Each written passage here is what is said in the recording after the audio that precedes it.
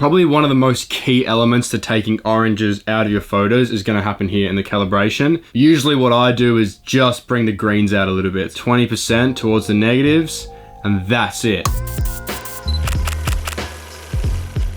Hey, what's going on? Hope you're having a shit one. Welcome back to another video. I went out on a photo shoot not too long ago, shot this Mustang. Made a whole video about it if you hadn't seen that already. Yeah, we rocked up to this location and it had a lot of really ugly oranges, unfortunately. So while I was on this photo shoot, I just took an iPhone video and I wanted to put it up on my story, on my Instagram, and I decided to go into this app that I use pretty frequently sometimes to edit just some of my iPhone images or whatever. And it's called Lit, L-I-T. Cringe as fuck name, but really great app, okay, for editing. And they've just got a whole bunch of different filters in there already.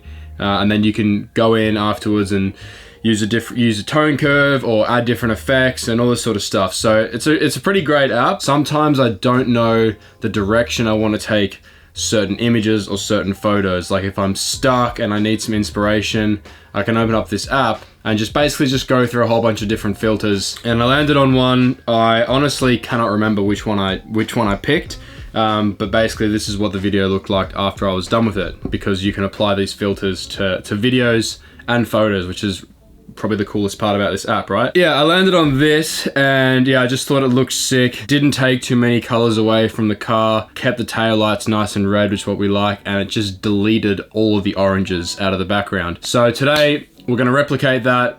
Let's dive straight into it. First off, we're gonna start with a crop. We're gonna leave an even amount of space from the rear bumper of the car to the end of the frame, and the same from the front of the car to the end of the frame. You're gonna try and leave an even amount of space on both sides of your image when cropping, okay? Bring the exposure up a little bit to see what we're working with here. Your basic settings, we're probably gonna come back and change some of these, so this is not really too important. I usually just at the start, when I'm editing my photos, just either brighten or darken, depending on what kind of image you got, just to see what you're working with. So let's just go ahead and do that. I'm probably gonna bring some highlights out of my image, maybe about there. Good to know that we can retain quite a lot of details still in the taillights here, which is nice. So we'll probably come back and fix that with a mask. Maybe we'll put a bit of texture back in, something around there. Time to take some vibrance out and boost some saturation. In my previous editing tutorial, where we edited the GD4RS, I talked about the reasoning behind why I do this. So if you wanna go find out more about that, you can go watch that video. Decent amount of vibrance out, and we're gonna boost the saturation, something like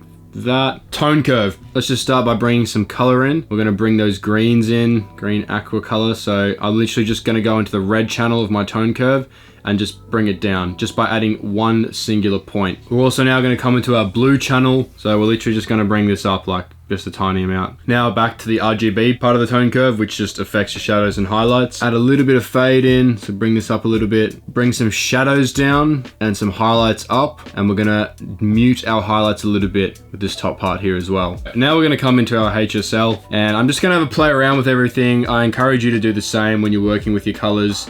It's just literally just move around every slider and just see what's working, because literally every single photo you take is gonna be different, which is gonna require, you know, different amounts of hue, saturation, and luminance. So I just go in there and just change it around and just see what sort of works.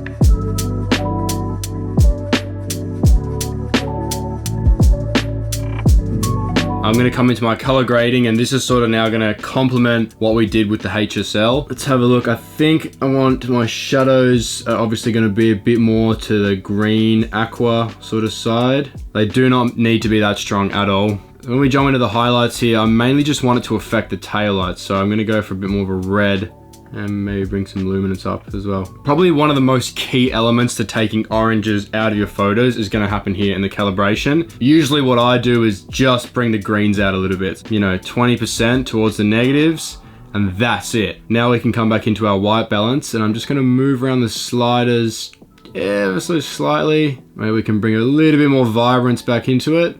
That's what we started with, and that's where we're at. Okay, I feel like I just need just a little bit more of a greener, like a dark greener tone. So I'm gonna come back into my tone curve here. I'm gonna click the blue channel, and I'm gonna bring the middle point of the tone curve down towards the yellows, and that is going to mix it into a green. So So just literally just, you can see just very small adjustments make a huge difference. So just gonna bring this down a tiny bit. It's really just basic color chemistry, what you would learn in primary school, you know? You mix certain colors together, you get another type of color. When you go into the RGB channels, that is literally what you're doing, is you're doing color chemistry and you're making different colors work together in your image. So 2 more things and then we're pretty much done. I'm gonna come into the masking here. I'm gonna get a radial filter over the car. I'm gonna invert it, and I'm gonna bring the exposure down of my surroundings a little bit and some clarity up just to make it really grungy. And then I'm gonna press K, which is, we're gonna come into our brush tool now, get some feathering up here. We're gonna brush over the taillights. Can be pretty generous with it, or I'm gonna bring some saturation up in my taillights here just to make sure they're nice and red. And some highlights down, just a little bit of highlights down. Better make sure we get the back one too. Beautiful. All right, let's have a look. That's before, a lot of adjustments. That's after. Beautiful, I'm pretty happy with that actually.